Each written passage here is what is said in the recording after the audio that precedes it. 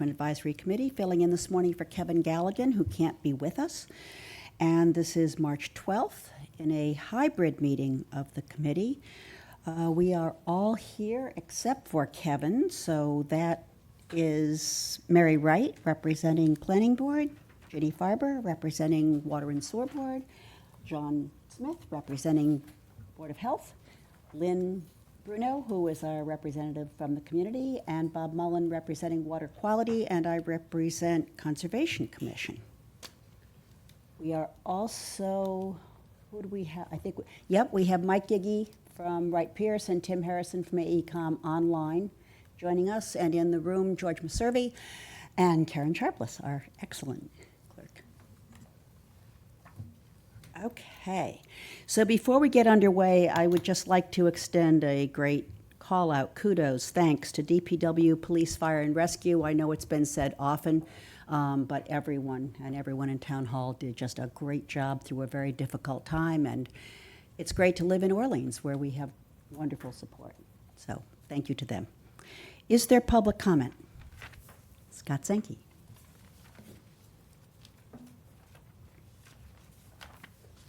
Good morning, Scott. Good morning. Scott Zenke, Doan Road. ADUs, I see that's on your Mill Pond study and update. You'll be discussing that later, but I brought that up in the January 22nd meeting on the Mill Pond study, and I think it's something we've really got to keep a close eye on. As we all know, this was put together by our governor as a one-size-fits-all for Massachusetts. Which will make very good sense in the Berkshires or Brockton or Plymouth, whatever. But once you get on the island and you're all saying, and we're putting millions of dollars into trying to clean up our ponds and waterways, it just doesn't make sense to me. I'm on the Shellfish and Waterways Committee, and we also took this freshwater. I think it's got legs. Where it goes in the legal world, that's up to George. But I'll take my own home as an example. I don't see Mill Pond, but I'm uphill from Mill Pond. I've got a 3-bedroom house with a 4-bedroom septic. Just my wife and I live in the house. I could put an ADU in and double my density without doing a thing. And we're already going to be putting millions of dollars into Mill Pond to try to clean it up. So it just doesn't make sense until you're either going to put a pump out tank in or you're hooked up to the town sewer.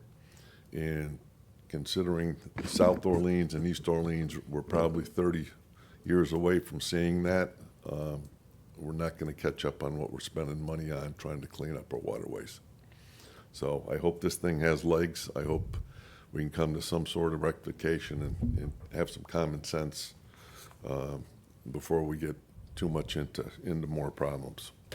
Thank you. Thank you for what you do. Okay, thank you. Thank you for your comments. Just by way of clarification, John, I think, but I'm not certain, any place that puts in an ADU that is not on the sewer, one of the bedrooms, existing bedrooms, has to go to the ADU, correct? So there has to be decrease, no. We're not supposed to be Okay. responding anyway to No. public comment. This is why we ask. There's clarity up on the Board of Health regulations. Okay. So if anyone wants to take a look, I'm not supposed If I to. make comment to that, Yeah, the law is bedrooms, bedrooms, yeah, but what we're fighting is density. right. So as I said, I can double my density without doing anything. Right. Existing Title V, which we know takes 10% of the nitrogen out. So we're not gaining, let's put it that way. Thank you. Thank you. Okay, Mill Pond evaluation. So we're following up on the study and where it's at, and the recommendation that's been sent to the Select Board, initially discussed with them. It was, the memo was issued February 12th and discussed with the board. I think Tim may have some slides to kind of lead us into discussion of the completion of the study and with a lot of focus on the aquaculture before we get into any of the funding questions. So does that make sense? Tim, are you good on that? Yes, I am. Great. Good morning. Morning, everybody. All right, I'm just trying to share my screen here.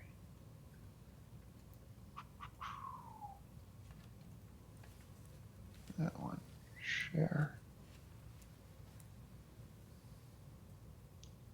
Get this out of there. Oop. All right, so yeah, so I thought that it's a good time to kind of check in on where we are with the study, kind of refresh our memories on the scope of work and kind of how that lays out, but also dive into a little bit more detail on the aquaculture and the PRB. So we'll do that. So at this point, there is a preliminary recommendation for aquaculture, the PRB at Deer Run, fertilizer control, and also developing a sewer estimate. So what Mike and I are working on at this point is kind of bringing that study to its conclusion by taking a deeper dive at those items, looking at the environmental impacts, some of the permitting requirements, looking for opportunities for funding, as well as developing some cost estimates. Coming out of that, there would be the preliminary work, which I've kind of grouped generally as studies, permitting, and design, and then ultimately that would lead to implementation. Now, for each one of those alternatives identified in the preliminary recommendation, that work, the studies, permitting, and design is going to look pretty different. There's a lot of variation for those three alternatives in terms of what those entail. So that's kind of what I wanted to talk about on the rest of this agenda topic. So our work is focused on the aquaculture. That seems like kind of the lowest hanging fruit in terms of water quality improvements, something with a significant benefit that's also on the easier side to implement. So just in terms of kind of the studies and questions raised over the course of the work, there's been some questions about whether Mill Pond is appropriate in terms of water quality, whether there's species and aquatic resources impacts, whether there's boat traffic and mooring impacts, landing access evaluation, and bathymetry.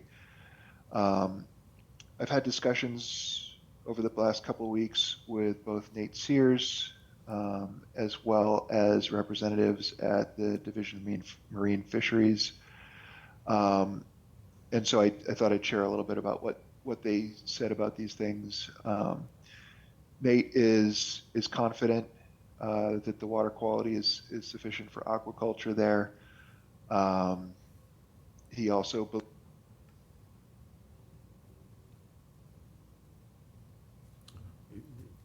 Gone We mute. lost your audio. Uh-oh. Speechless. No, it's frozen. Nope, it's not frozen. What happened? All right, Oh, you're back. I can hear you. I'm back. You're back. Thank you. Amazing. It's amazing. All right. So Nate feels like that these impacts and considerations are pretty well understood already. I think his recommendation is that we use Lonnie's Pond as an example in terms of limiting the aquaculture contractors' access to the landing to periods at lower time usage, and just kind of take it as an ongoing kind of adaptive management, to use a term that this committee likes, and work with the contractor and the community to minimize those impacts. So yeah, so I think that's that. There, we have done some evaluation of the environmental resources. This area is mapped as a priority habitat, which is different from the experience that we had at Lonnie's Pond. So that has impacted kind of the approach that I'll lay out in a couple minutes here. In speaking with the DMF representatives, they recommend that we get into the sediment characterization and really understand whether there's shellfish populations, within the area that we're looking at for aquaculture here. I know that George has been speaking with SMAST about bringing them into this project to have some opinions about some of those top items. And then, as I mentioned, Nate is feeling pretty confident about the bottom three, with maybe some investigation into the bathymetry at key locations coming up. Any questions so far? So do we have bathymetric maps of Mill Pond? I've done some sort of looking and haven't found anything. We only have things that are lifted off charts, nautical charts. So there's no, we don't have 1 foot contours like we have, you will find in state data for fresh ponds. We do not have that.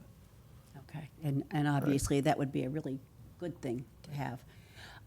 In terms of the sediment characterizations that DMF wants, I assume that's around, are there shellfish, and would this project hurt or impair native communities of shellfish? But in terms of sediment characterization for improvement based on the shellfish, DEP has already told us they're not going to give us any credit for improvement to sediments. So it seems sort of unreasonable that they would then ask us to do studies on sediment. Yeah, it does have more to do with the native populations and the conditions there. Okay, makes sense. So if I may, Tim, just cut in for a second. And speaking with Micheline Labrie at UMass, who got her doctorate dissertation developing the Lonnie's Pond program and looking at shellfish and the impact on water quality. It was her strong opinion that because it is so deep, so dark, and there is so much sediment down at the bottom, she thought it was imperative that we make sure that a floating gear oyster array would not make water quality worse. It's different than Lonnie's, where there's light penetrating and there's more benthic activity at the bottom. So when we get to the budget, we'll kind of explain what that is. It's not a huge piece, and it's a one-time expense, I think. Okay. But it's I think it's something we need to do separate from just whether there's a shellfish population living down there. Good to know. Thank you. Thanks, Tim. Yep. Okay, others? Questions? Comments? No? Okay, Tim, carry on. All right, excellent. So, as I mentioned,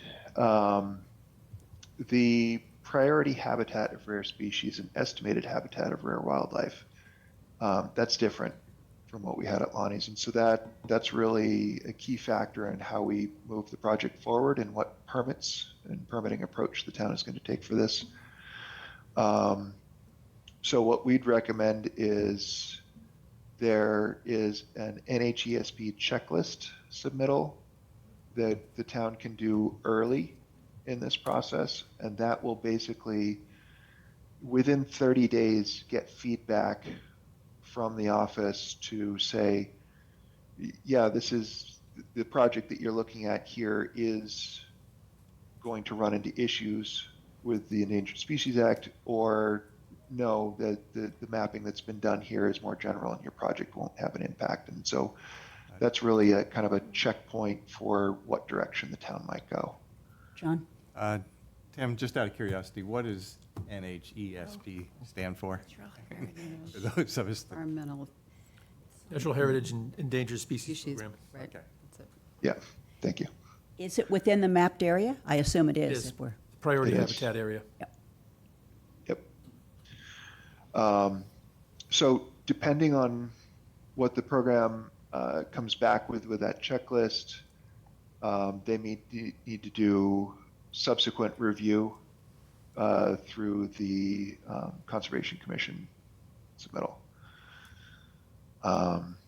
But really, if they come back and start saying that there's going to need to be mitigations associated with this, that may put the kibosh on this project pretty quickly, because I don't know that the town is interested in getting into developing mitigation packages and new habitat areas for this.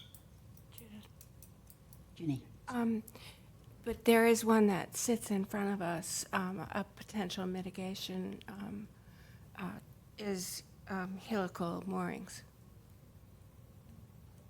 So if you're going to put in helical moorings, it should count as mitigation. Good point. Mitigation, For whatever taking might happen Yes, through yeah. NHESP. yeah, the overall footprint of the fill and the take associated with that is minimized through the helical. Right, but I'm saying that the helicals, the implementation of helical moorings should count as mitigation. Okay. Yeah, would definitely count Yeah. as mitigation.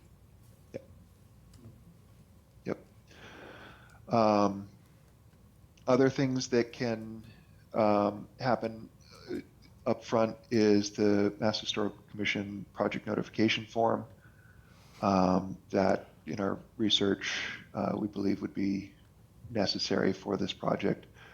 And so I think that's what we'd recommend that the town kind of do up front before the RFP process. I think that would provide some good information that could be disclosed to the contractor bidders. And then ultimately what would happen is the town would end up issuing the shellfish grant license through Nate's office and issuing the Chapter 91 10A permit. So I think that's what we would recommend that the town take on at this point. The subsequent permitting, I think makes sense to have the contractor do, just because it's going to be more gear and approach specific. Mm-hmm. So the contractor would be responsible for going through the DMF license certification. There's just a form that they fill out, and then the town would request that DMF go out and actually perform the certification and associated survey with that. And then coming out of that, then there is a special review procedure. That's a pretty handy thing. Basically, you can satisfy all the MIPA requirements by submitting your license certification.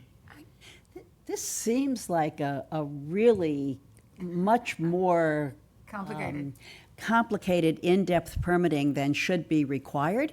And all of these initial steps, the NHESP, I mean, those are all just routinely part of a regular RDA filing. And I'm quite certain that the Conservation Commission for Orleans would be looking at an RDA and not even an NOI. So the way, Unless you've gotten input from DMF or DEP that this is a problem, given our experience with this. it's a different water body, so it's a different, Yeah. it's a different fresh look. But, we would just we'd like to follow the same procedure we did with Lonnie's, where anything below that line is the responsibility of the contractor, who is a professional aquaculture person who is quite familiar with dealing with state agencies on a variety of things. And it wasn't a problem then. So I think everything below the line is kind of informational that Tim's put together, but, is not our responsibility directly. Okay. Okay, so the stuff above the line, how long would you, and what's the timeline for having a, Oh, we're talking about so we're going to request some funds for a couple things in May, Yeah. so that we can get that work done over the summer, okay, so that we can issue an RFP, say August, September, and get a contractor on board by October, because they have to plan to raise little babies, Yeah. little baby shellfish, and get all those permits lined up. So if we do that and we get a contractor by, mid-fall of this year, we can be lined up for a program to start in April of '27. Okay. I think that's the earliest is practical, John. All right. But everything right down through the Endangered Species Act, that's a simple letter to the folks at NHESP, and they've got 30 days to respond. Yeah, depending on the Asking them. response. So, I mean, that should be just to Yeah. fire off a letter and it's back and we're done. You have to, you got to develop, you got to show them what you're going to do and where. And I think I would prefer to work with UMass on those sediment cores before I take the steps of filing any with the agency, because we want to identify there may be a better location or worse, and identify the full size of the array, so we show them what we want to do. Okay. And we're presently looking at considering a 4-acre array, and we probably want some input from UMass, from their experience of what has worked and what sizes and how it needs to be configured. You recall in Lonnie's Pond, there are 2 different locations with 4 sort of grow-out areas in each location, and they're transitioned around. Do we need to do something like that, or can we just stay on one? So I'd like And to I get do- those kind of done on the town side first. Right, and I do clearly recall going back to the experts from, I think it was Rhode Island, who basically said, beware using too many. Because once you put in too many, you're actually creating additional nitrogen in the sediments rather than reducing it. So, Right. yeah, I That's our first inquiry, right? okay. Yep. Sorry, thank you, Tim. Continue? Absolutely. So I think, I know that the Lonnie's went through the RDA process. But again, if my understanding, based on my conversation with DMF and reading their materials, yeah, we just need to kind of get a handle on how this area is actually going to be viewed by those reg agencies to see whether that actually triggers the notice of intent. So this was a fun thing to discover. So in the past, aquaculture has been covered under a Massachusetts General Permit 18 with the Corps. As of on the order of last week, that permit is no longer valid, and they've gone to a nationwide permit that should be published within the next week or so. So we don't really know what that nationwide permit's going to say in it. But the So our the timing permit's is canceled amazing. and we have not a clue where we're going. I'm sorry. Yeah, so we'll as soon as that as soon as the link to that nationwide permit becomes active on the Corps' website, we'll check it out and have an update on that. Ginny? Can I make a suggestion that someone have a conversation with John Janelle just to see if there's any way to simplify this process? Yeah. Yep. Yeah, I had reached out to him, and he had recommended the RDA, similar to Lonnie's. Right. And I think that, and that was before I had the conversation with DMF. So I do intend to follow up with Yeah. John Yeah, on this. You may be able to save some Yeah, I think, angst. yeah, save some angst and some steps and some effort. But again, I think that there is a lot of work that the contractor does behind the scenes once they get that grant license from the town. True. And I think that a lot of this stuff is previously the town went through the RDA process ahead of the contractor selection, is my understanding. But I suspect that the contractor did all of this stuff behind the scenes because in order to get the DMF propagation permit down here at the bottom, DMF asks for this stuff and makes sure that they follow the steps. Okay. So yeah, so I think, the idea certainly is to keep the town's process as simple as possible. And as George, I'll parrot George's words, we want the professional contractor who does this regularly as part of their job to handle the rest. Right. And of course, we want to make very certain that there is no harm done to the natural resources as part of this project. But on the other hand, I also think that to the extent that we can, we want to assist that contractor in not forcing too many hurdles. Agreed. For what we already now have experience with and we know to be a positive thing. Absolutely.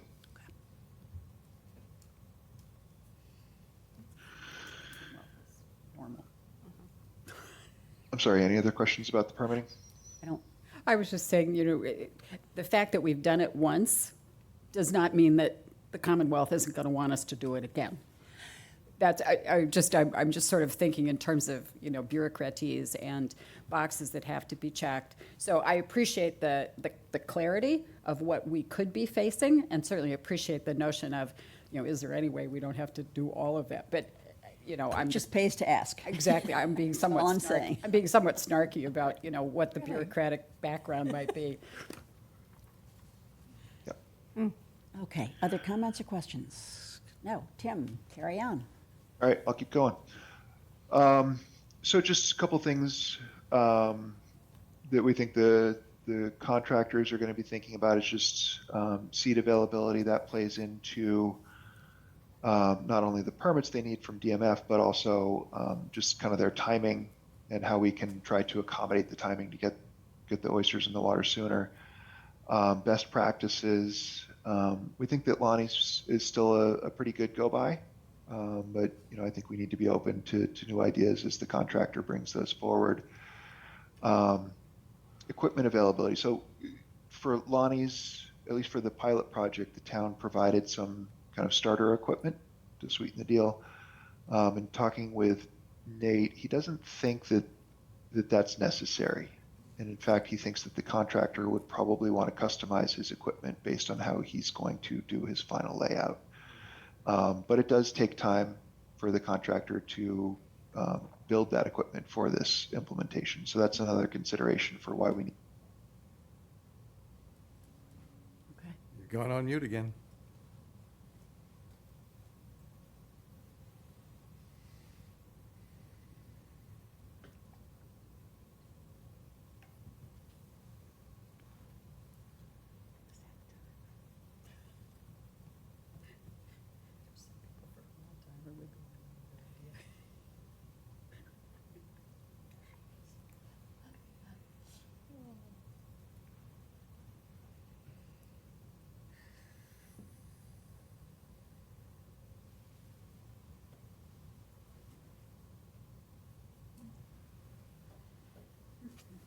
Hello. There you go. Back. You're back. Crazy. I swear I'm not touching any buttons in the background. That's what they all say. Yeah. So one of the things that the DMF representative highlighted for us in our call was the presence of red tide that happens. And he doesn't think that is, it's not a deal killer in terms of getting this project off the ground, but it's probably something that the contractor is going to think about in terms of whether there are going to be days where they're not able to harvest and sell or do work. So just something that they're going to be interested in. Good point. In terms of implementation, I know that the Lonnie started as a pilot. We talked specifically about this with Nate, whether he thought it made sense to kind of start small and grow into this. And he actually recommended that we look at a full-scale implementation, just kind of describe what it is that we want to achieve in terms of water quality and oyster production. And that way we actually will attract, we're more likely to attract the scale of contractor that we think would do a professional job with this. And then the monitoring approach, this is really kind of the ongoing town cost associated with this. And I know that there's some interest in right sizing the monitoring approach and the level of monitoring that needs to be done for this. But I think that at least initially, while there is no TMDL, no watershed permit associated with the Nauset system, I would say that the actual annual monitoring is really more optional for the town. The town can know that if there's oysters growing, there's nitrogen being removed and there should be water quality improvement. If the town wants to be able to quantify that prior to the TMDL, then there would be some level of monitoring, but ultimately when there's nitrogen credit being requested for this work, then that would need to conform with the state accepted standard.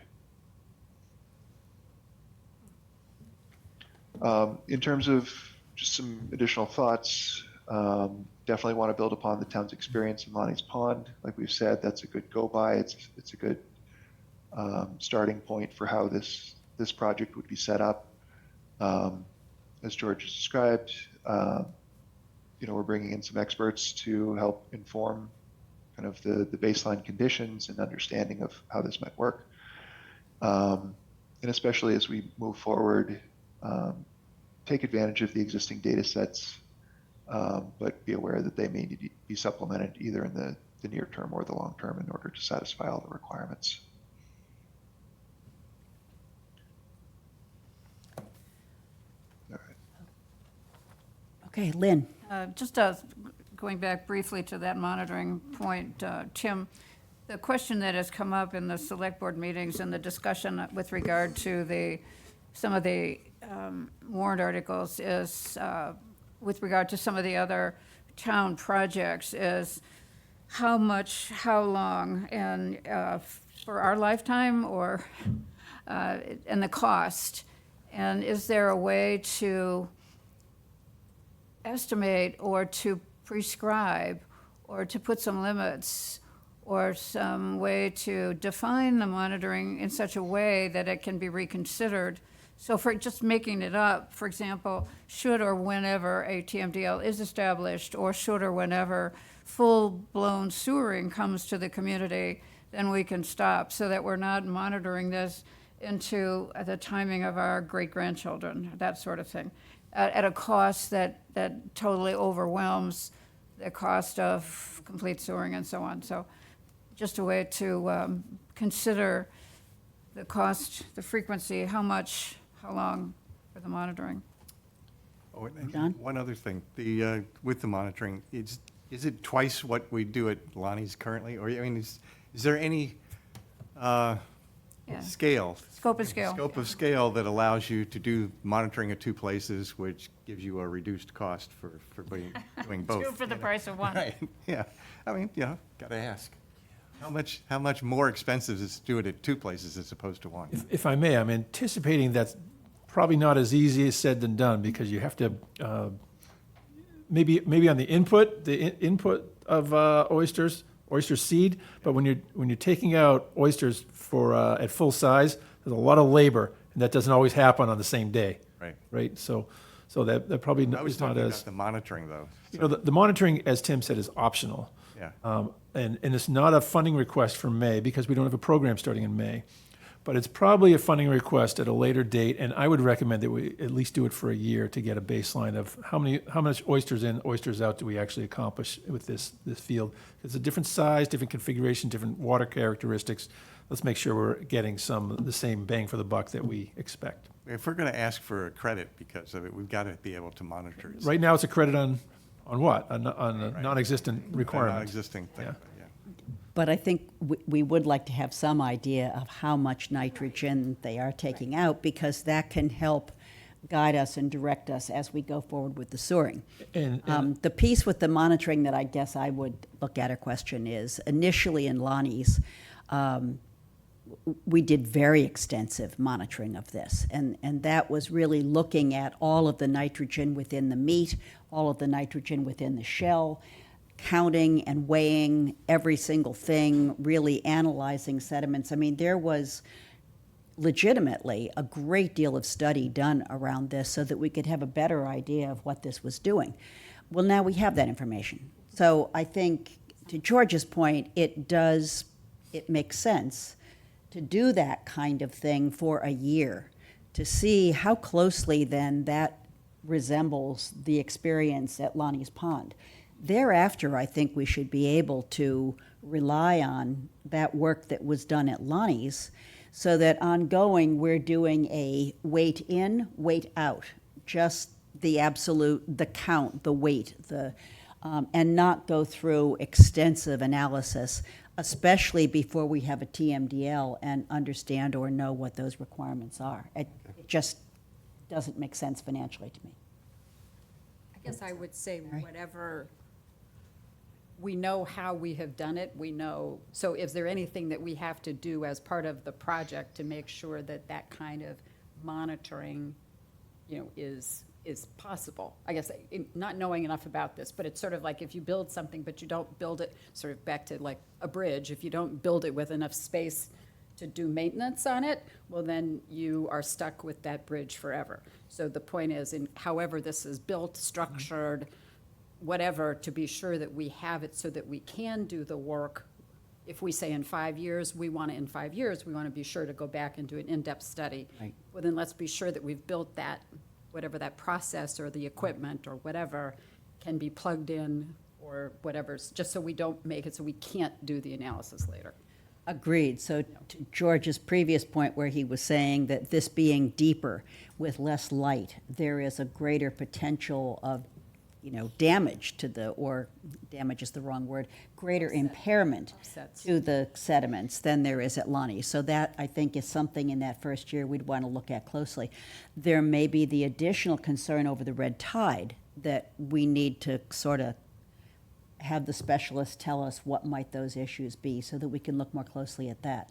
But then, again, from what I was noting earlier, we did all that very expensive and extensive work on sediments, and only to find that DEP wasn't going to give us credit for any of that. So let's not be stupid and do that all over again. If they're not going to give us credit, they're not going to give us credit, and move on and look at and monitor and measure what they will give us credit for.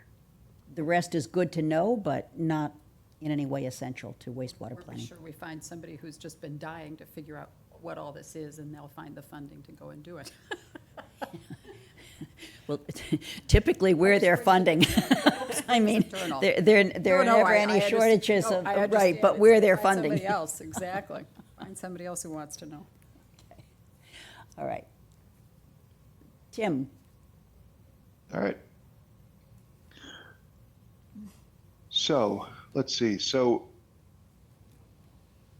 here's just a simple schedule kind of laying out what we think is kind of a reasonable path forward. So, this mill pond study, it's going to take us through the middle of the year or something like that to get the report finished and reviewed, and have you had a chance to look at that. But in the meantime, as George has hinted at, we are, as you all are aware, at Maytown meeting, there's going to be a request for some dollars to do some of this upfront work and get the RFP in place and that sort of thing. It's probably 2-3 months, something like that, in order to get ready for the bidding period.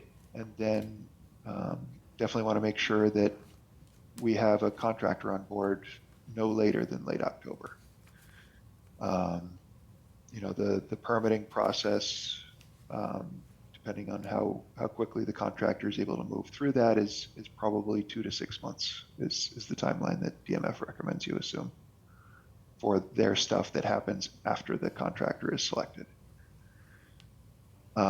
Also in this time period, the contractor will be getting his gear ready, making sure that he's got his seed in place, and then ideally by early 27, we can get some shellfish growing.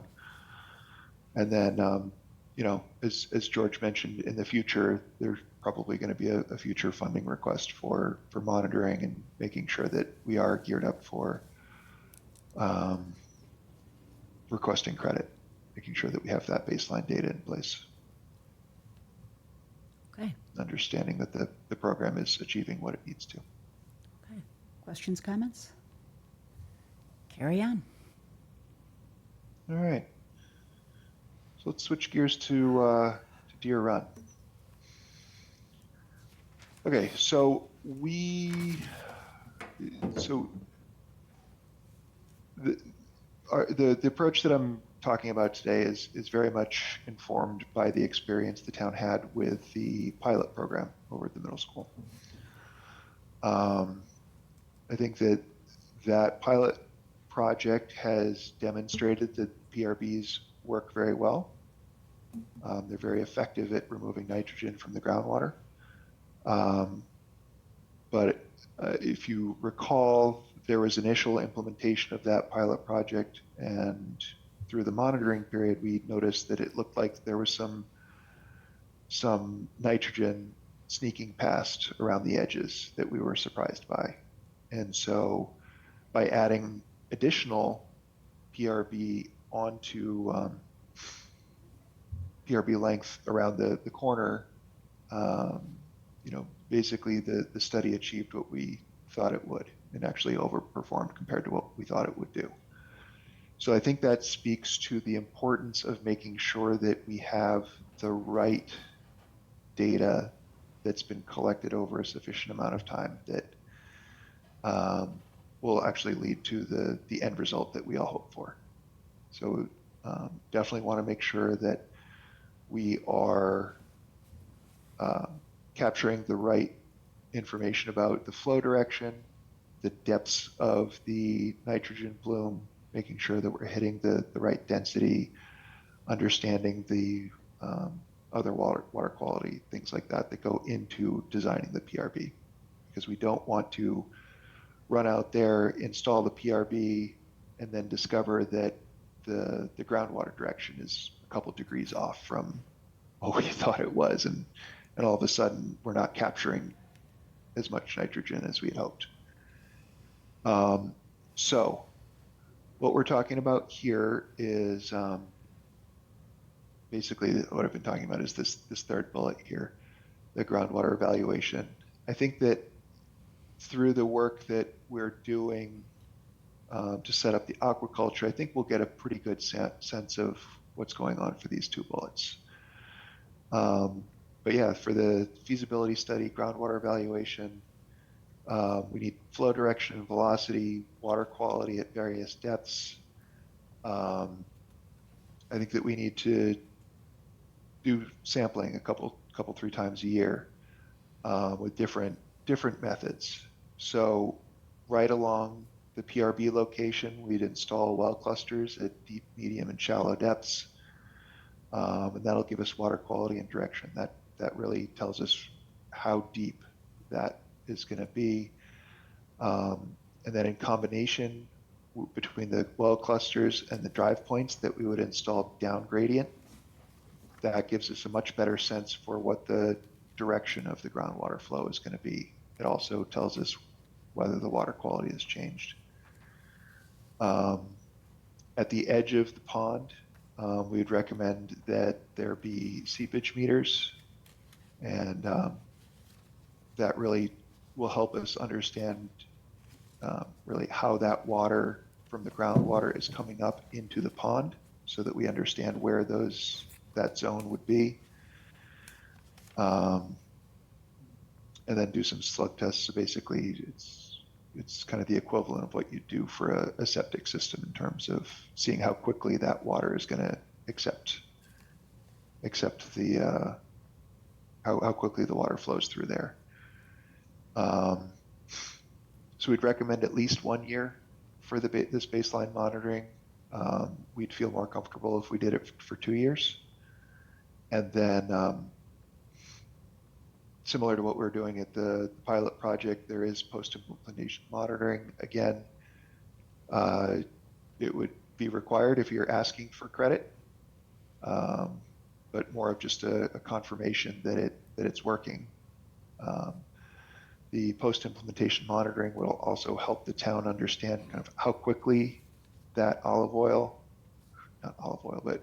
vegetable oil is being used up, so that you can plan for when that needs to be replenished. Similar to what we've done at the pilot project, you probably want to have relatively frequent sampling up front, just to see how that project is developing. But once you get a good sense that it's working, you can back off that sampling frequency pretty quickly. The permitting for this, I think, is actually going to be a little more straightforward than maybe for the aquaculture. I think easements are going to be kind of the main hurdle for this implementation. This work is going to be done within the private road. And then we also need temporary easements to set up the sampling stations. And then we basically run through the Conservation Commission. We'd assume that's a notice of intent for this type of project, but I'd be glad to hear your feedback on that. Definitely want to keep the Board of Health in the loop on what's happening here, as well as DEP.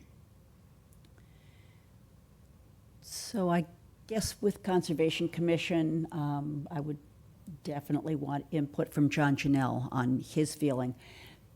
I'm sort of myself up in the air as to whether an NOI, order of conditions, that can be conditioned, or an RDA that really doesn't have conditions. It's not in your jurisdiction. Which one? But yeah. So with this one, I guess a 1 year versus 2 year additional monitoring, because all of the other work that we've done to date on PRBs has been well back from any water body. This one is fairly close to a wetland resource. So perhaps this does warrant some additional conservatism in looking at what there might be for impacts on the water body. Do others have a feeling? I mean, that may also come down to some discussions with DEP as to what they'd like to see. Lynn? I'm confused a little bit about the timing here. Are these the 2 years and the 6 months overlapping, or are they concurrent? Is the permitting concurrent with the studies, Tim? So we would need to get the temporary easements in order to do the groundwater evaluation. So Okay. there is overlap there. So it's not like then 2 just years kind and of- then we start permitting? Okay.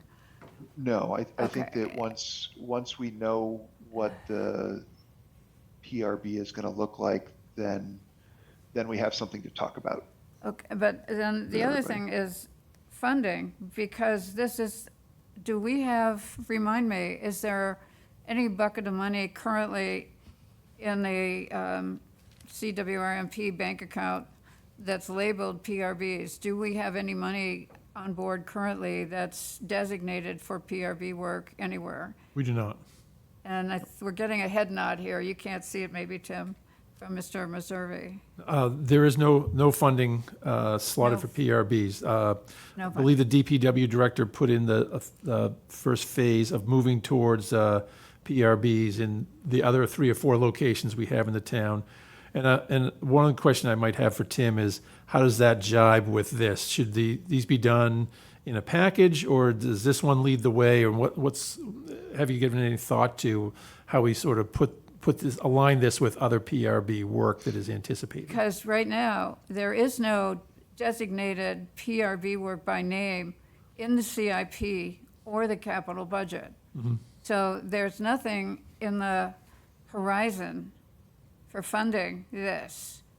It's not, certainly not for May town meeting, and arguably something could be put together for fall town meeting to fund this objective, but it's not currently there. And that was why I was asking about whether we currently have a bank account, something set aside for PRB work that could be used for this. So I would think in terms of the entire plan for wastewater planning, in most instances, a PRB would replace sewering for a particular given replace what? phase. Would replace sewering for a particular given phase. So where we've got PRBs, for instance, I think there was one, I'll just pull it Yeah. out of the air, for Pawa.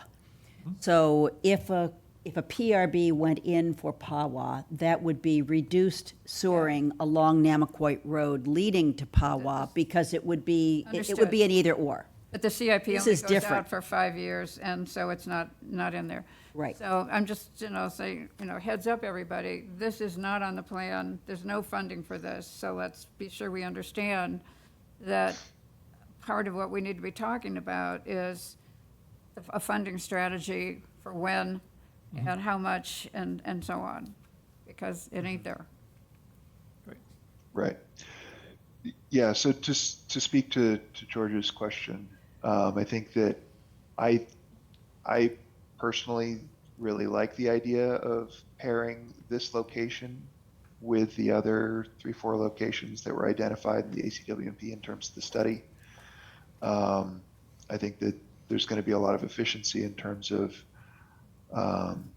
being able to establish the studies and collect the data and analyze it all at once rather than kind of doing it piecemeal and as a one-off. And I think that we have talked within this committee in the past about the feasibility study for PRBs, and that has been considered in the past, and it's just been kind of bumped down the road. I haven't seen how the CIP budget has been packaged for this in the package that you were just referencing, Lynn. But I think that the town remains interested in doing that feasibility study, potentially with this Deer Run PRB site, in addition to what had been identified previously. It's just a matter of finding the right time to do that. Okay, Bob. Yeah, Tim, just a question regarding the scope and funding estimate for the design studies. Have you developed that yet, like number of borings, so that, that estimate can be developed and we can proceed with it or pursue it?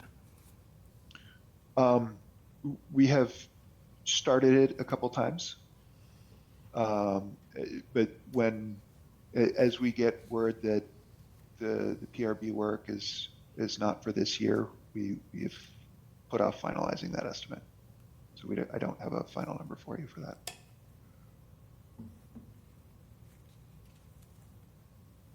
I think we had a placeholder for the other 4 sites of, I forget the exact number, but I think it was on the order of $600,000-700,000 for the feasibility study for the other sites. Thanks. So I think that does raise a good question as to when do PRBs come in, and at what point do we gather that information so that as we move forward with phasing, we'll know which phases are addressed best by PRBs and which phases are addressed best by sewering. I don't have the answer to that. And, we've tried to develop a funding request on the fly while the study is not yet complete. And the funding request only includes money right now we know we need agriculture money to get that project off the ground.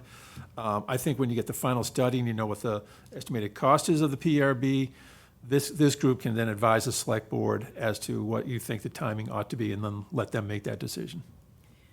Okay, but I'm hearing Tim say that he feels that this should be part of many others as opposed to a standalone. Sure, yeah. So you're agreeing with that, basically? I think that's what we've said to the select board is we see this as part of an overall PRB program. Okay. But we haven't identified the year that has to start.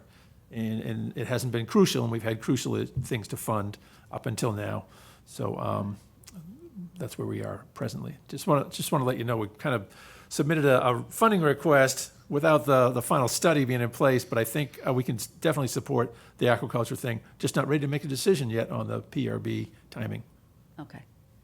Because I guess I see work needed to direct the study on PRBs. And so my question would be, do we have the funding, do we have the ability now to do that work that will direct the PRB study? That's not clear, I know, I'm sorry. There is no authorization that would support it yet.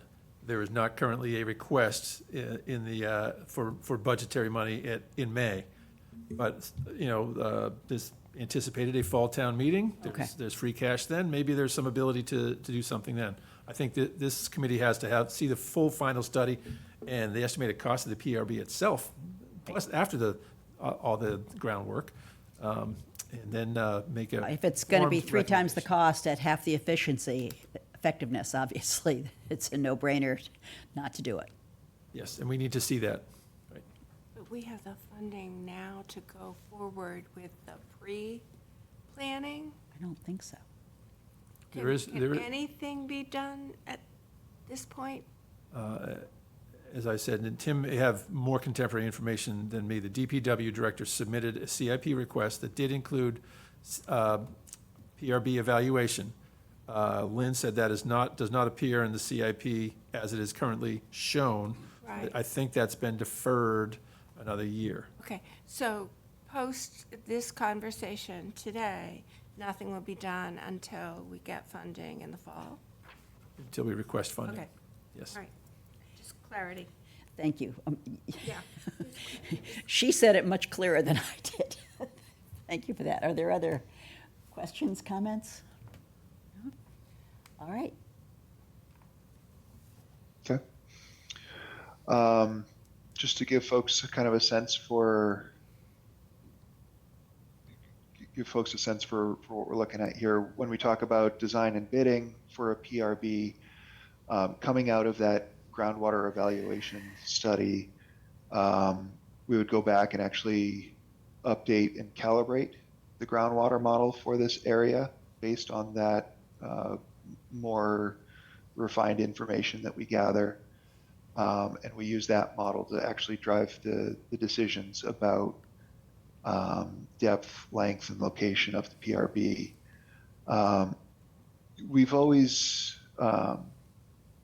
just kind of assumed that we were going to be doing the emulsified vegetable oil as the alternative. What we'd recommend is that we just kind of do just a quick truth check on that. It's been a couple of years since we started talking about the EVO media for PRBs. So it's probably worthwhile to just kind of check the state of the industry and see if that still makes sense, if that should be the basis of what we're doing here. We also want to think about whether there's additives that could be introduced into the mix just to create some buffer on a pH, or if there's lactic acid that would help with how metals precipitate, that sort of thing. And then we need to determine how the work actually would be contracted. The expertise to install, especially the EVO PRBs, there aren't a whole lot of contractors out there that have a mature resume for that. So that kind of impacts some of the decisions that need to be made about how that work gets done. Similar to the aquaculture, definitely want to build on the town's experience. The pilot project has a lot of good lessons learned. There is some data out there. I think that we'll develop a better sense for water quality and species that we might expect to see within the pond through the aquaculture project. That may need to be supplemented when this project gets going. And then, as I mentioned, I think that there is a good case to be made to pair this, kind of the initial investigations for this, with the other PRB work. John? Jim, just out of curiosity, the principal source of nitrogen is typically the septic systems that are upland of wherever that PRB is. Will there, as part of the study, would they have to basically look at where those are located currently and see where those blooms, how those blooms then migrate through the soil? Is that, and at what depth? Is that what the primary study would look at? Yes. Yeah. So that is what we would look at as we're calibrating and updating the model. Okay. How, just out of curiosity, how, is when, as it's blooming, if, in your experience, as a bloom is coming down, downgrade, does it spread out faster, or does it stay within a certain, depending on what the ground terrain is, underground terrain is, and what the water flow is? Does it spread out very rapidly, or does it stay within a stream?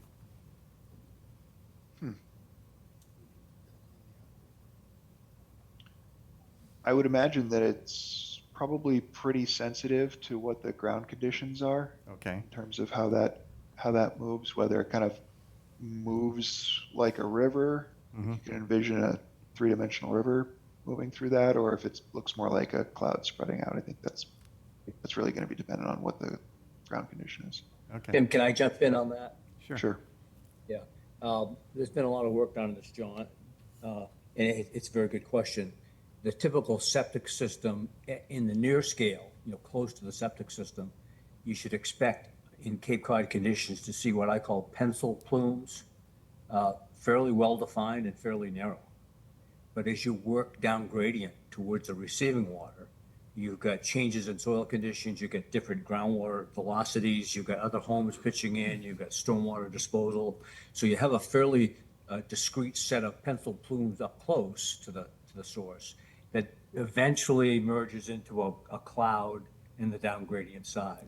Okay, And So- that's the essence of the uncertainty I see with PRBs. We need to over-instrument this system initially because we can't be sure Yeah. whether at 10 feet down, we're gonna see 1 milligram per liter or 2 or 0.5. And whatever that number is, 20 feet away, it might be twice as much or half as much. okay, So that's why there's a lot of instrumentation required on the upgradient side to say, okay, if we're going to claim a removal here, yeah, it needs to be based on a good estimate. And the pencil plume nature of these septic systems is a hurdle, really, in that regard, because you're not sure what you're getting. Okay. And the other comment to add to it, John, is we've had conversations about how many kilograms per year do you remove if you sewer a residential home in Orleans. Yeah. We talked about 4, 5, or 6. Well, let's use 5. That's the septic load, but the beauty of a PRB is it's also going to take care of fertilizer and stormwater disposal. So where you might get 5 with a sewer, you might get 6 kilograms per year nitrogen removal with a PRB, and that's it's a crude estimate, but we need to be able to show that because it's the benefit of that system. It seems in that the logic would say then that it would be more beneficial to have the PRB at a place where there's still coming down in pencil strokes as opposed to when it becomes a cloud at the tail end. But yeah, Well, that's a good thought. I'm gonna have to cogitate on that. Well, and I think the spacing of the wells that infuse the EVO is also supposed to be to form a whole curtain, so that hopefully you would intercept all of those pencil point streams. But yeah, at what depth, exactly where? So, yeah, where coming out of the septic system, your sewer is basically taking 100% of the effluent from the septic system. You're not going to get that from your PRB. You're going to get something less. And I think just based on testing, I think the pilot has shown about an 85%. Is that correct, or am I totally misremembering this? Either Tim or Mike, do either of you recall? I think the pilot is reducing nitrogen levels to near non-detect. We use the 85% to say it's time to refresh, because you're losing efficiency at that point if you're only removing 85%. Okay, so, but again, I guess that would be the amount that's in the groundwater that is being treated. So what you don't know there is how much of the groundwater is not being treated. So I know that the sampling depths were many when they were getting this up and running. I mean, it's shallow, it's mid, it's deep, but I don't believe that it's deep to like 300 feet, No. where there is still some septic flowing. Sure. But also, I think that's a really good point. And I also am just reminded of the conversations I've been having with the groundwater specialists and with them saying, once you get to a certain depth, that groundwater is just going to go underneath Right. your water body and pop up later. Right. So that's what we're trying to do, is capture the most efficient removal for nitrogen that impacts your target water body. Point well taken, thank you. And with the Oh. hydrogeologic evaluation, that should look at vertical gradients, so you have an idea of what's getting to depth. And also, I think once you have that, based on my experience, you have a good hydrogeologic investigation, you can really kind of tweak the groundwater model, Right. various conditions to get an idea of the plumes. Right. Yep. Other questions, comments? Okay. Continue. All right. So, kind of talking about this schedule, as has been brought up, we're not suggesting any money be requested as part of the 26 town meetings. I think that basically these studies, if it is paired with the other studies, you can kind of substitute the 2027 with whenever the town decides it's the right time to do this, to do this initial work. And then whether it's 1 year of study or 2 years of monitoring, that just kind of impacts when you get to the design and permitting implementation. So it is, as I look at this, it does feel like this is well out there. But I don't think it's inconsistent still with the goal of the Mill Pond study, which was looking for things that you can do and start improving water quality faster than the planned sewer phase. And this is still well ahead of that.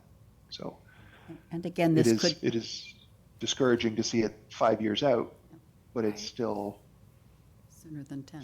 relatively fast. Less than 30. Right. yes, and again, it can direct best management practices for us in terms of how we go about addressing Mill Pond. So, Yep, yeah, everything takes time. yep. Yeah. So, I mean, it was starting in the 1950s that got us where we are today, so we can't really expect that it's going to get fixed tomorrow, much as we might want it to be. yep. All right, and Mike, I'm glad you jumped in earlier, but I was going to ask you anyway if you cared to jump in on the PRBs or the aquaculture. We would appreciate your comments, thoughts. Sure. Let me, I took a lot of notes, and Tim's slides when circulated will give everybody a good database. But one comment that came into my mind during the good meeting we had with Nate Sears, I recall concern on the part of this group about how the neighbors at Lonnie's Pond would accept or not accept the shell fishing rig gear there. And Nate informed me that there's apparently a pretty good level of satisfaction now among the Yes. owners at Lonnie's Pond. Very And good. he credited the Ward Aquaculture as being ready to reach out and go to meetings and, be part of the program. And so that would, I suggested to Tim and George that maybe we put some sort of requirement in the contract, in the bidding documents, to say, hey, it's expected that whoever wins this contract will do that. And so I was educated by the success there. And the other thing that triggered that concern was George took me down to the the landing, and it's not a very big location, and I can see where, putting in gear and taking out gear and harvesting shellfish, could be there would be some bottlenecks there, and that could be a source of public concern. So, and I think that George felt, I'll speak for you, George, that Ward would seem to have the knowledge and interest in working around that, making sure it did not become a problem. So I wanted to emphasize to this group that I think that the public acceptance of this is important too. Yeah, and I think one of the things that really helped at Lonnie's is there is a very active, engaged Butters group, Friends of Lonnie's Pond, and similarly at Mill Pond, there is the Mill Pond Preservation Association. So it helps when there is already a well-organized, very active, very concerned, very interested group of neighbors and abutters that can be tapped into for support.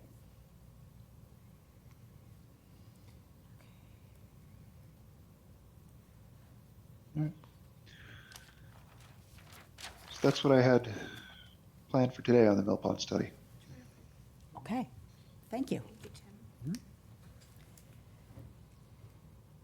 Okay, so,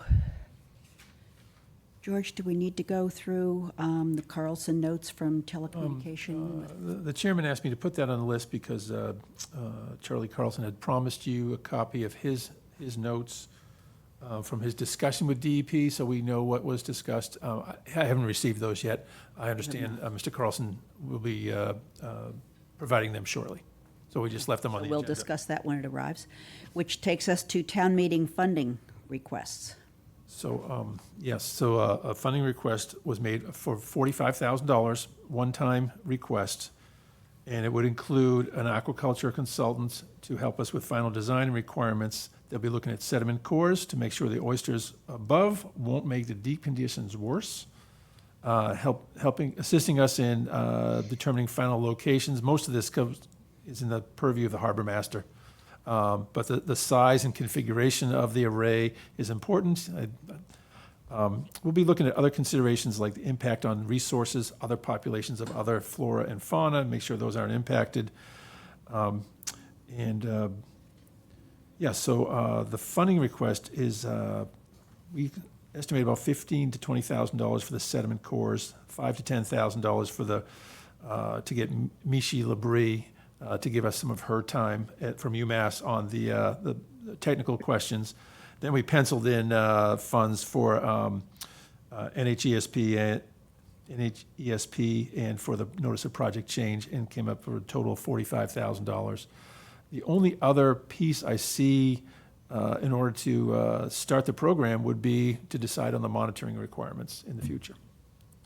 And we may we can defer that to another time. So that's, the select board is aware of this request, and I spoke with the chair earlier today, or corresponded to, he didn't seem to need a vote, but I'd like to have a consensus agreement that this seems like a reasonable way forward to get the aquaculture program moving in a timely manner. So moved. Do you have a second? Second. Okay, Ginny moves, Mary seconds. All in favor? Aye. Aye. Okay, Opposed? Unanimous. good. Thank you very much. Okay. All right, Mike, you're up. Okay, thank you. I've got a set of slides I'd like to share with you, if I can find them. How about those?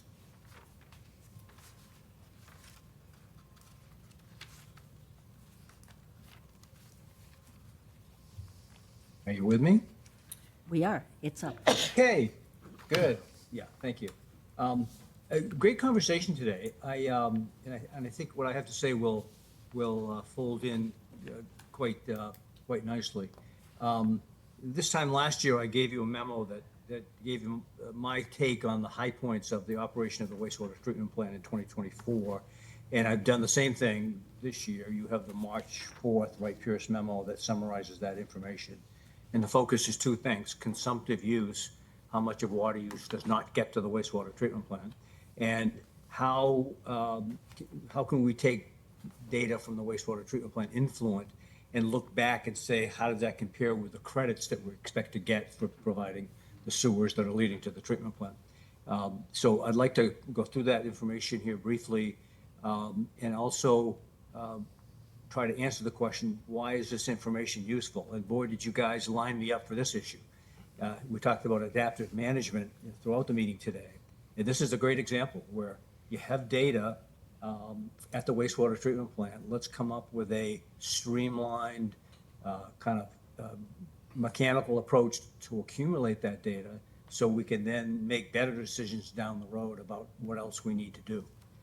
So wouldn't it be nice if we knew today that there are 1,234 homes in Orleans that need to be sewered? And we knew that to precisely treat the wastewater from those homes, we need a 700,000 gallon a day wastewater treatment plant disposing through 7 wicks. Wouldn't it be nice? Well, welcome to the real world. We're not going to know exactly how many homes need to be sewered. It depends on growth. It depends on consumptive use. It depends on a number of things. But we can make it easier down the road by starting to look at the key data. And then when it comes time to expand the wastewater treatment plant, we're going to know more about how to do it. When it comes time to modify the groundwater discharge permit, we're going to have a better case on what we actually need. So adaptive management, you've come to know and I hope like, because the problem has been significant enough to move forward, but with no blinders on, everybody realizes that there needs to be a program to make mid-course corrections at multiple opportunities. So let's start with how many homes do we need to sewer? Well, the Mass Estuaries Project has used this approach. I think you guys have seen this slide before. There's one measured parameter for a given house in Orleans, and that's the water use. And we take that water use and we apply other factors largely from the literature to figure out how much nitrogen we would remove if we were to put in a public sewer. The consumptive use, the water that doesn't get to the sewer, is assumed to be 10%. So the 90% is the wastewater volume. The MEP studies have been based on the wastewater concentration leaving the home at 35 milligrams per liter of nitrogen, and the same number coming out of the septic tank, but a 25% removal down to 26 milligrams per liter once you get through the leaching field. So these are all the factors, and it doesn't take much of a mathematician to just run through the numbers. If you have 123 gallons per day of water use at a given home, this approach says that you would have a septic load of 4.0 kilograms. If you have 20% more water use, 148 gallons per day, you have 20% more septic load, 4.8. 40% more, 5.6. So it's a pretty straightforward approach, but we can marvel and applaud ourselves at its simplicity, but it may not be right. So here's a cross section through the ground at a typical home in Orleans or anywhere. You've seen this before, but the water enters the home from the public water system or private well. Uses of the water in the home generate wastewater that enters a septic tank. Septic tank effluent then leads to a leaching field, and it's what comes out of the bottom of the leaching field that is the basis for the nitrogen credit approach. And here's those same numbers I showed you before. 123 gallons per day of water use translates to 110 gallons per day of septic tank effluent, 13 gallons a day going to wash the car and fill the pool and irrigate the lawn. 35 milligrams per liter of nitrogen coming out of the house and coming out of the septic tank. No real removal of total nitrogen, but about a 25% attenuation through the leaching field. So there's the 26.25 magic number. There's the 4.0. Now, should we sewer this home, we're picking up the wastewater right here. So it's the 35 milligrams per liter that we would expect using this MEP model is what we would expect at the wastewater treatment plant. Now, should you have gone with a step system and kept the septic systems in place? It would be a little bit different, but for now, we're looking at that 35 milligram per liter number. So here's a schematic. I think I showed you this last year. This is looking down from 40,000 feet. There's the three watersheds. I mean, it could be Cedar Pond, Town Cove, and Namskaket. And in this schematic, I've shown a limited sewer system that spans those three sub-watersheds. In this hypothetical example, there's two pumping stations collecting the wastewater, sending it to the wastewater treatment facility. When it gets there, we call it influent. The town benefits financially by taking septage as well.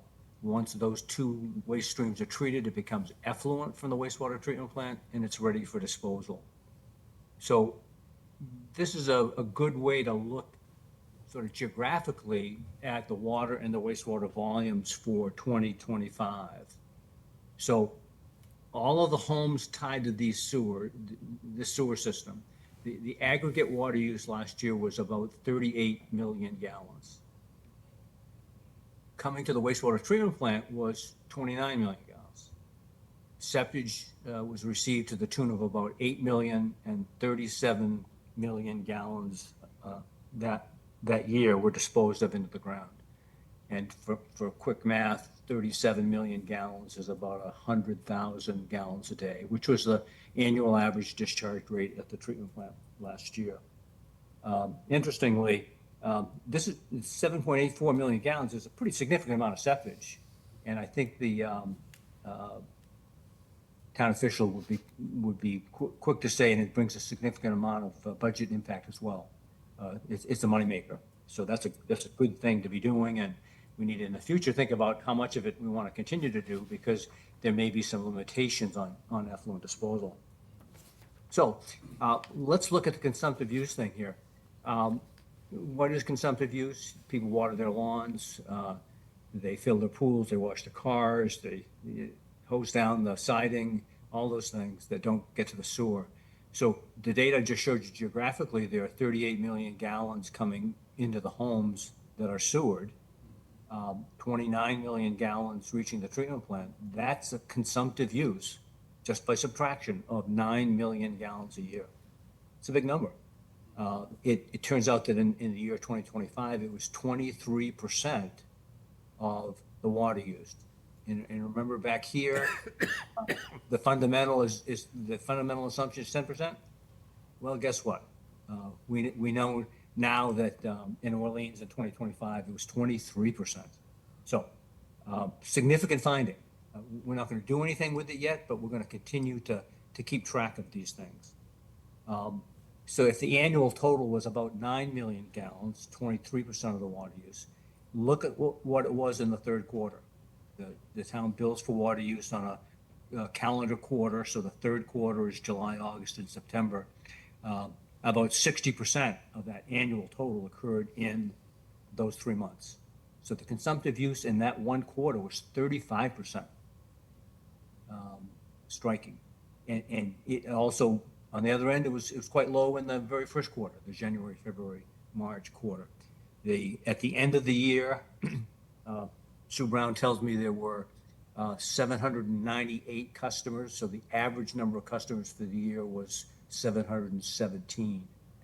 12 of the properties are served by deduct meters that account for a relatively small portion of the water use in total, but very significant for those 12 properties. So that's the consumptive use part of it. Now remember, let's go back to the 35 milligrams per liter and the 26.25 milligrams per liter. What have we got for information to look closely at those? So I use the word load, and Tim and I do all the time, and I want to double back and make sure we well define that. If you have a body of water, you can judge its volume or its flow rate, volume over time. You can measure the concentration, and we talk about 12 milligrams per liter coming out of an ice system, or that's a concentration. You combine the flow rate and the concentration, and you get a load. So if you had 1 million gallons a day, and its concentration was 1 milligram per liter, you got about 8 pounds of load. So this slide just deals with the load. So it's the mass of nitrogen, not the concentration. So what did we find? We find that, I'm going to start here with, the plant received 63 milligrams per liter on average over the 12 months of last year. You combine that with the measured wastewater flow, and you got over 15,000 pounds last year coming into the plant. Good news is you reduced it by about 90% down to 1,600. You went from 6.63 milligrams per liter to a little over 5. Remember, I didn't show it here, but a fair amount of nitrogen comes in with the septage as well. So I want to take you back. This is where it gets a little bit complicated. I want you to, well, let's go back to the cross section here. So one of the nice things about a septic system is you get some attenuation of the nitrogen load. You get, the rule of thumb is you get about 25% nitrogen attenuation. Well, if we eliminate the septic system and end the pipe here and connect it to the street to go to the town plant, we're foregoing that 25% removal. So we need to take that loss of attenuation that would otherwise occur, we need to take that into account in our calculation. So the septic tank effluent is what we're judging against, and its groundwater impact is 75% of that. So when we go through the numbers of the treatment plant, we need to put that correction factor in there. So if you take 90% of the water use and apply the 26.25 milligrams per liter, you'd have, for last year's Seward customers, you'd have 7,500 pounds. You look at the data at the treatment plant, and I said to you earlier, it was 15,000 pounds, but that doesn't take into account the loss of attenuative capacity. So there's your 15,000 pounds based on actual consumptive use and 63 milligrams per liter measured. But you can only take credit for 75% of it because you've foregone the removal in the leaching field. But just look at these two numbers. Based on wastewater treatment plant data compared with what the MEP report approach would be, there's a 50% difference. So you're actually taking into the treatment plant 53% more nitrogen load than is the basis for the TMDLs, the watershed loads, all of that. So with those two factors, consumptive use being quite a bit different, the nitrogen loads being quite a bit different, where does this go? Let's look on the per parcel basis that we often do. If you had 131 gallons a day from the Jones house, you'd expect on the MEP approach to be removing 4.8 kilograms per year. And that's the number we saw in the phase 3 planning. You use the wastewater treatment plant data, there's less water because there's less wastewater because there's more consumptive use in the 2025 basis. And the load removed is 7.3 kilograms per year per parcel. So what do you do with this information? Well, bottom line is you continue to collect it. Recognize that 2025 may not be fully representative. Let's look back at 2024. This year, the most recent year was 23% consumptive use. It was only 14% in 2024. But think of how dry it was over the 2025 summer. The lowest number I've seen for 4-month summer rainfall on the Cape was last year, 1.6 inches. Now, we see 63 milligrams per liter coming into the treatment plant from the phase 1 sewers. Well, is that representative of what it's going to be when you sewer Meeting House Pond? Residential. Is it going to be the same? And I'm going to ask Tim. My recollection is that the AECOM design was based on 65 influent nitrogen concentration. Do you haven't had that, Tim?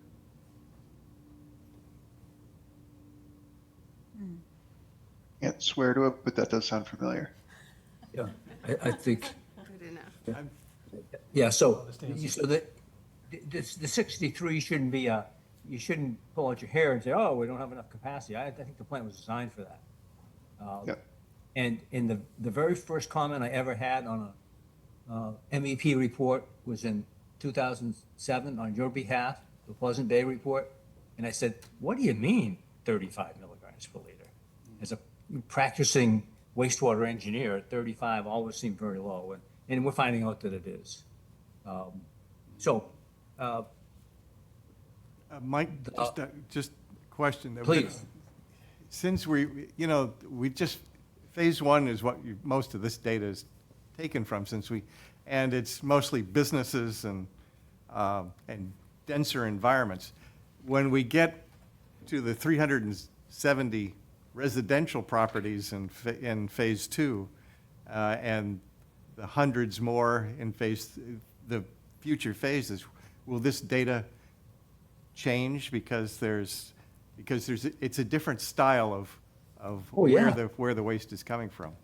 Sure, and I think we're all getting to know what consumptive use is generically. It depends on the age of the population. It depends on the fervor with which they think they can water their lawns. It's going to vary in every area, and in any one area, it's going to vary every year. So that's why I'm advocating, as I am, that we continue to do this fairly straightforward approach each and every year in the first few months of the year, looking back at the prior year. And I praise Sue Brown. She's got this down pat, and it's a fairly easy approach for me to take Veolia reports on this and report that number to you. So I don't think you want to take any one of these numbers, John, to the bank and do something about it, but you want to recognize their importance and continue to monitor them, because it's a great example of adaptive management. Let me drill down one other layer here. Let me take you to this data. So here's, I'm going to reverse, instead of talking consumptive use, I'm going to talk about the other half of the pie, the ratio of the wastewater to the water. So here's what these numbers are for the 4 quarters in 2025. Let's go through those first. So 93% of the water use became wastewater in the first quarter. It dropped to 80, no surprise. 65% in the summer. That's equivalent to that 35 consumptive use figure. Went back up to 84 in the last quarter. Annual average of 23. If you look to the left, there's the same seasonality in 2024. But look at this number, 112. That's somewhat of an outlier. I haven't figured out why that is. How do you do It that? can't be, but it is. Backflow. Very early in the operation of the plant, and maybe some testing and some potable use at the treatment plant for testing purposes.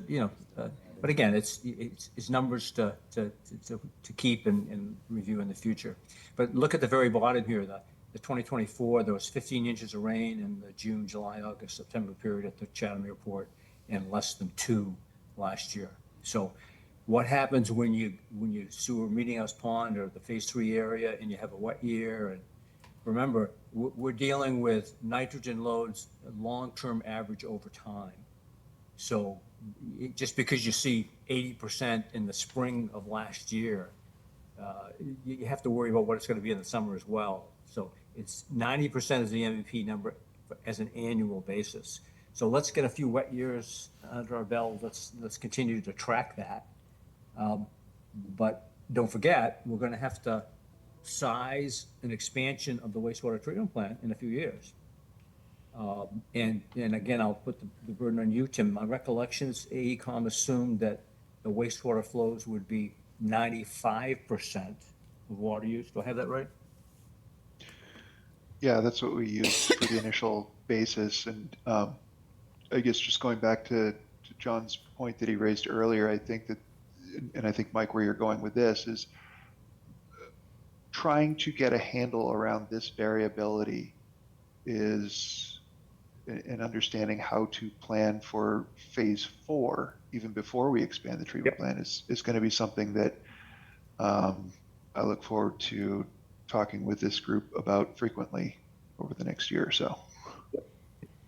'Cause the- So it's adaptive management. You plan ahead to the data that's going to be helpful. You start to accumulate it. You don't get too wound up about it year by year, but when it comes time to spend some town money, you've got some basis for either continuing with what you did before or having a mid-course correction.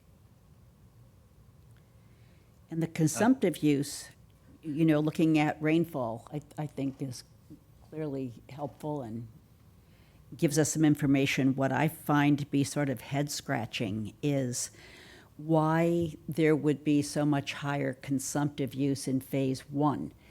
Phase one with our commercial properties is where I would expect to see less water being used for car washing, irrigation, pool filling. The laundromat, Well, the laundromat, the yeah. laundromat. But that's water that flows through the sewer system. That would not be excluded. So to answer your question, Judith, I fully expect that when we get data into the future, with Meeting House Pond particularly, we'll see even greater consumptive use. But in a similar year, but it could be a wet year. So you can see why you can't take any one year and run with it. To help answer this question, I put in the right-hand column of this chart. I've been working with Dan Pelletier, who's helping the Harwich Water and Sewer Board. And I only got one number out of him in time for this. And in Harwich, largely residential areas in the Muddy Creek watersheds. Last summer, when there was 65% of the water in New Orleans got to the wastewater treatment plant, only 41% in Harwich got to the Chatham treatment plant from Harwich. Wow. So not 90%, but less than half of that in an area that might be more like the residential areas that you guys are going to sewer coming up. Well, there's the other issue of when you're in the middle of a water restriction, Yeah, why is it going? it doesn't speak very highly of our citizenry A lot yeah. of late night. So, John Nelson, please. So I'm hoping you'll ask me to do this for you every year because I'm Oh, sure. fascinated. by it. We will. Love that. So John. I'm glad to take some questions. I do have a question on the septic receiving, the gallons there. That's not all from Orleans, so how does that calculate into the flow? So I'm not sure, my question's not clear, but I mean, all septic does not come from Orleans, so we're treating other town septic, but yet the numbers seem to be just lumped into Orleans removal. No. There's going to be some great conversations about the extent to which you continue to receive septic. Let's take the case, and we're always trying to look in these conversations at both ends of the spectrum.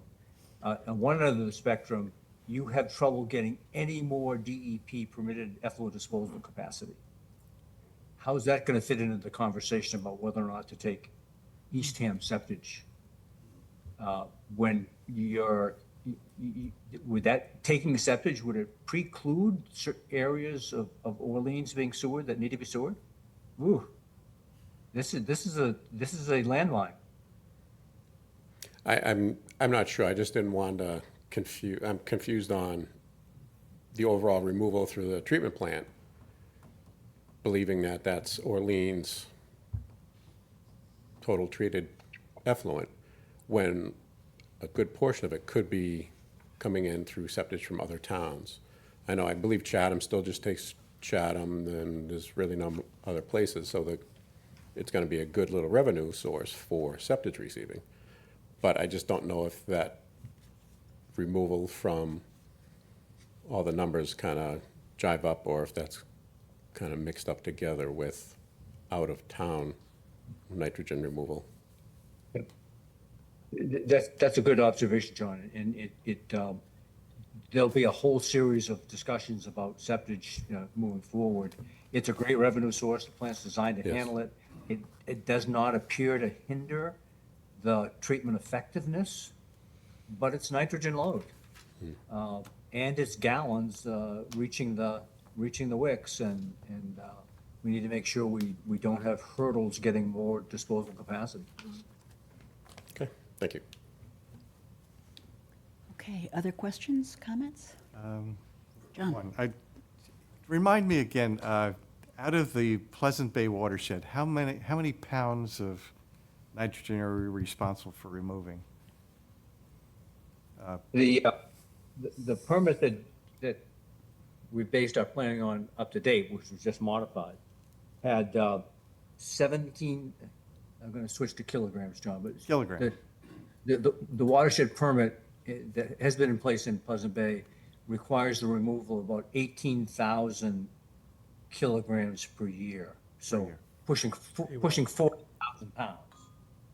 Okay.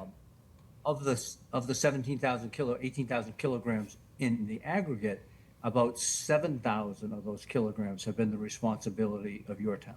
Okay, 7,000. So I'm just thinking out loud, if we're getting better numbers, then, with the actuals, of what we're able to extract through the wastewater treatment plant, will we be able to hit that target faster than we have anticipated over the 16, phases that we have here and that we currently have planned for the community? Yeah, great question. So with respect to Pleasant Bay, the beauty of the Orleans solution is collect it within the watersheds of, subwatersheds of Pleasant Bay and take it somewhere else. So in this case, the 1,600 pounds of nitrogen that's being discharged is not impacting Pleasant Bay at all. It's impacting Cedar Pond, Town Cove, Namscayket. Right, and and we'll eventually have a TDML and we'll be on the hook for extracting nitrogen from those water bodies. Right. And we should be we'll get credit for those 7,560 pounds per year that we're currently extracting from those. Yes. Is the same thing, and I assume that's a pretty good chunk of what we're responsible for already for those particular water bodies, given whatever TDML comes in the future. Yep. I'm just wondering, how fast are we going to be able to do the same thing for Pleasant Bay with phases 2, 3, and 4 coming up? Yeah, yeah, good questions. And one complication that we need to anticipate is that if you look at this the schematic here, I've shown sewers that serve 3 hypothetical subwatersheds.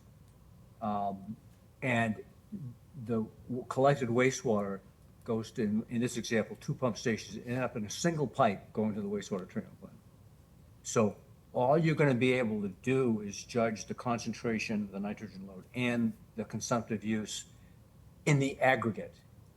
You're not going to be able to say, oh, this subwatershed had higher or lower consumptive use, and that watershed had higher or lower, because it all gets combined when you get to the plant, and you can't take it back apart.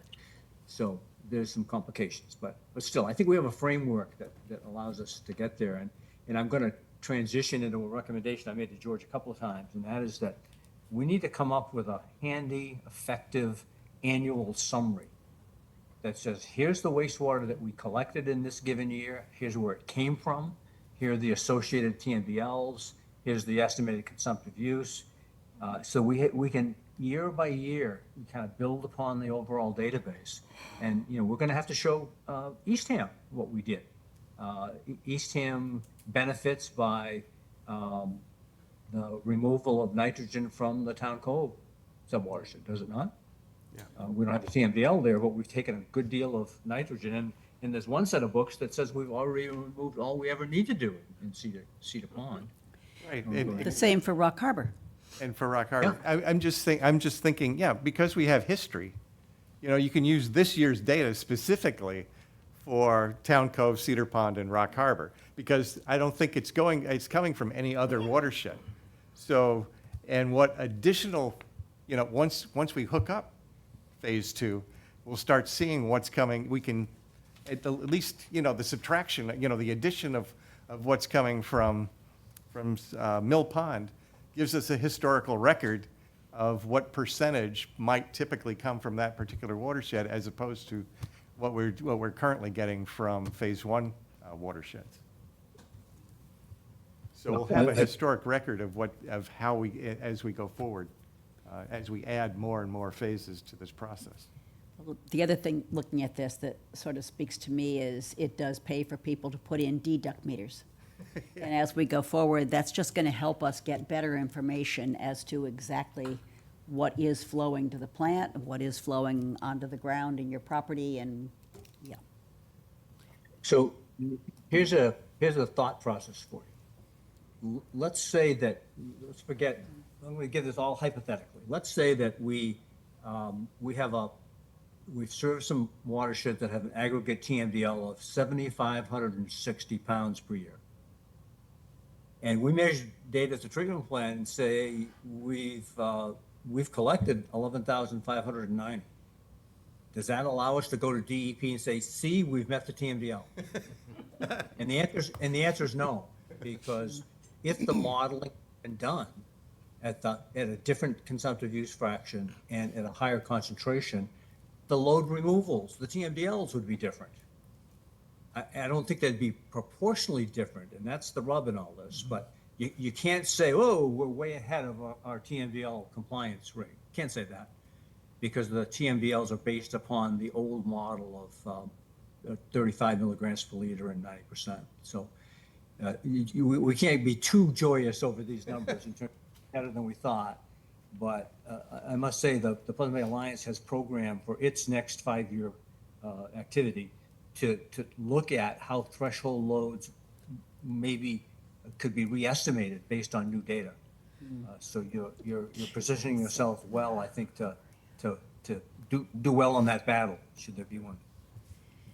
Right, so another level of complexity that may provide clarity in the future. Mary? I think that, but this sort of, this idea of the annual looking at how we're doing concept, I think is also what we have to continue to think about, because we've got lots more information for the public to understand why we're doing sewering and how has this changed and what are the benefits and what have we learned.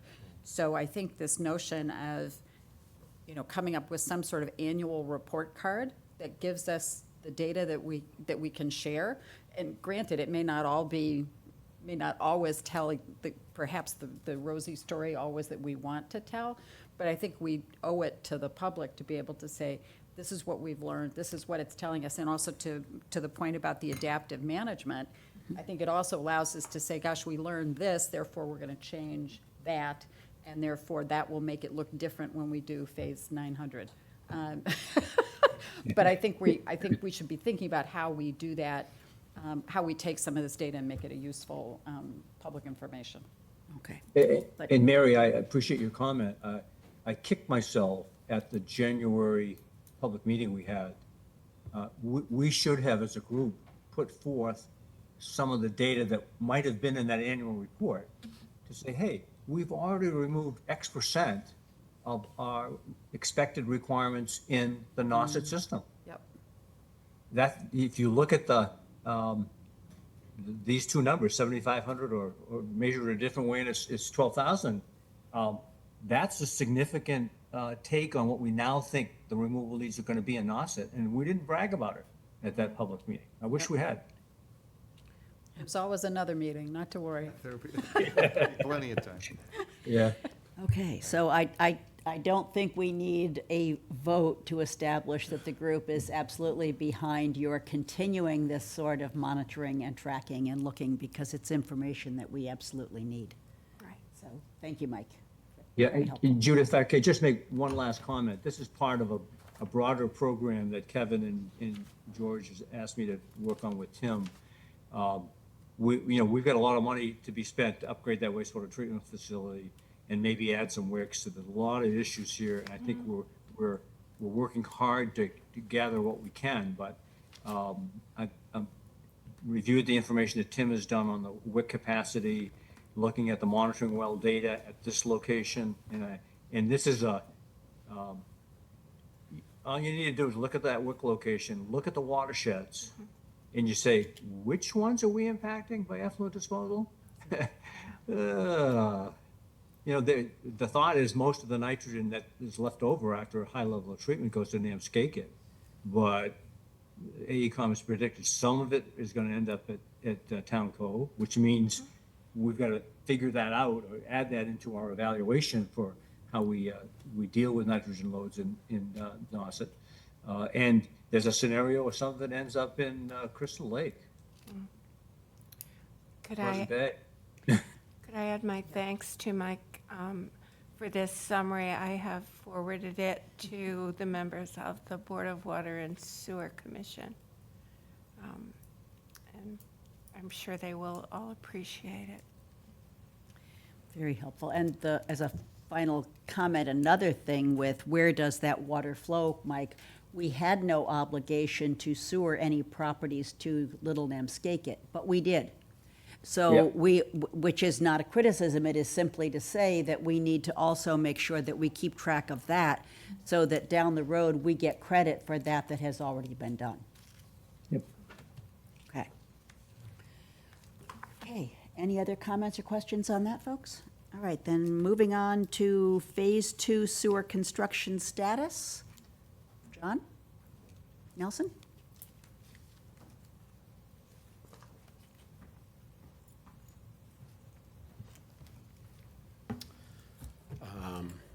I believe, and Tim can correct me if I'm wrong, I believe that they are going with substantial completion next Wednesday is the Board of Water and I Sewer. have heard that rumor, but I have I not had have. it. I'm standing on this one, though. Yeah, no, I have heard that rumor, but it has not been confirmed. Here we have it. Oh, there, okay. But I will know by tomorrow morning. So I Yeah, believe- the, I believe next Wednesday, 18th. Board of Water and Sewer should make their recommendation for Thursday's Board of Health. As soon as they give me their date, they want the letter sent out. Hopefully it'll give me a week or two, so I'm estimating right around the 1st, I can get the letters out. There's a few hundred of them that need to go and double-check addresses of Yeah. any property transfers. Well, not even that issue, it's my data I got back in November to start formulating the mail merge and just to make sure that there's been nothing. We have an Sold April or 1st transferred. letter. Let's use a different date.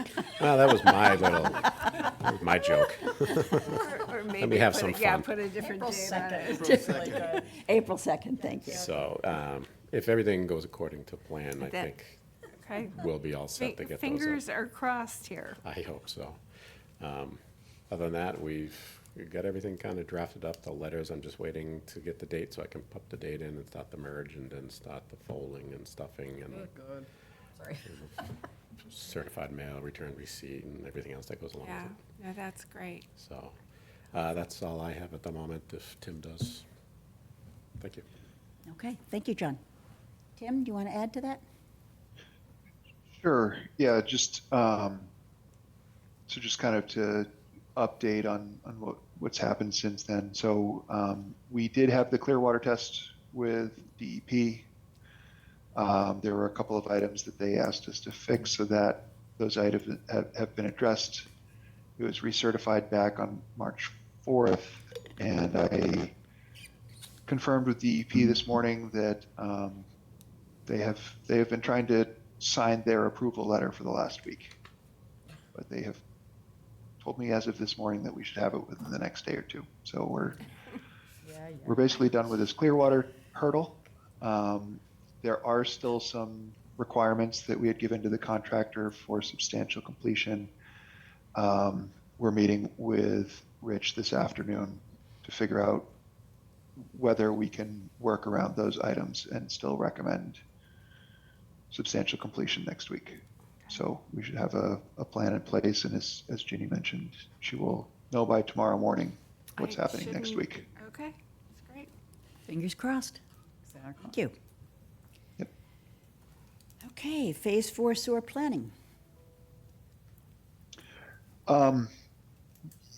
Yeah, I mean, I can share. So basically, we went through and developed an estimate, as you've seen in the warrant articles and CIP. We were able to reduce our recommended warrant article value from what had been held previously last year So we are just looking forward to having that warrant article passed so we can get going on phase 4. Excellent. Okay, thank you. Questions, comments on any of that? Okay. Approval of meeting minutes Can we do for, both of them at the same time since we were all here? I'm sorry? We were all of us were here for both of the meetings, so could we do the approvals for both of them at the same time?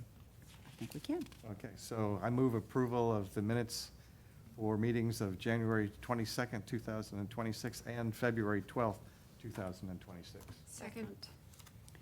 Okay, John moves, Ginny seconds, all in favor? Aye. Aye. Aye. Opposed? 600, unanimous. Thank you, Karen. Well done. Thank you. What a star. I think that's, Future agenda I'm not items. sure I've ever been in a meeting that you've been part of that you didn't have some comment, or did you already send them in? Lynn, I don't know, you know. She's exhausted from the storm, as Yeah, are we all. No, not true. Oh, I'm sorry, Mike. Yeah, just one loose end. Kevin had asked me to set up a meeting tomorrow that I think Judith, you're going to fill in on, and also George. I sent out a Teams invitation earlier in the week for tomorrow, but I got a feedback that it did not have a link with it. So I sent it out again this morning, so either Judith or George, just check to make sure that the invite you have does have a link, and let me know if it doesn't. Yeah, that was the last thing I did on my way in here. It does have the link on it. Okay, great, good. I just needed to confirm that. It was my screw up, but I think we're okay now. Okay, so we're on for 9 a.m. tomorrow. Yep, thank you. Thank you. Okay, are there future agenda items? Carlson notes, but we know that, right? Thank you. Other things? Are there any warrant articles or anything we have to worry about? No, hopefully we'll take care of them. We just need the elected officials to agree with your recommendations. That's, I think, so far so good. Yeah, there's a host of things coming up, but, the Phase 3 betterment issue will need to be addressed. I don't know exactly who will take the lead on it. I believe the select board will have to decide The phase 3, Phase 3 there betterments. is, Dan Pelletier is working on that now. He's working on data for it, right, but the, having a discussion and determining whether that 80-20 split changes Right. is an right. ample amount of input that is required. So that's coming up for a future But there time. is a process. Right. There's a process and a consultant. I met with Waldo the other day, and we traded emails with Dan Pelletier, the consultant, and he's talking about maybe having another meeting with that small group in mid-April Great. to talk about process. He's been talking, the consultant has been talking to nearby towns and understanding their processes. So mid-April is the next step in that Terrific. betterment discussion. And the select board is involved in those discussions. I think we've talked about all the other items that we're going to be tackling in the next couple of meetings. We will have that wastewater treatment plant capacity issue to address it at some time in the future. And as Mike indicated, we're working toward that, establishing a TMDL for Eastham, with Eastham for Nauset. We will see if we can get that jump started. Okay. Okay. Anything else that anybody wants to add? No? Then can we have a motion The to? only other thing, sorry, Judith, that came up during the discussion, and I'm George, I wasn't sure if you were there, but during the discussion about the warrant articles, one of the select board members was during a discussion about the different types of monitoring, and the Baker's Pond came up. So the question was about the ongoing dialogue between, with Brewster. So maybe at one of our next meetings, just a refresher about where are we with Eastham, where are we with Brewster, and that's all. That's an easy, Yeah, let's put that on the next agenda. I don't want to take you your already time right know. now. yeah, Yeah, okay. sorry. No. That's other things that we're going to want to look at? Move adjournment? Thank you. Second? All in favor? Aye. Aye. Aye.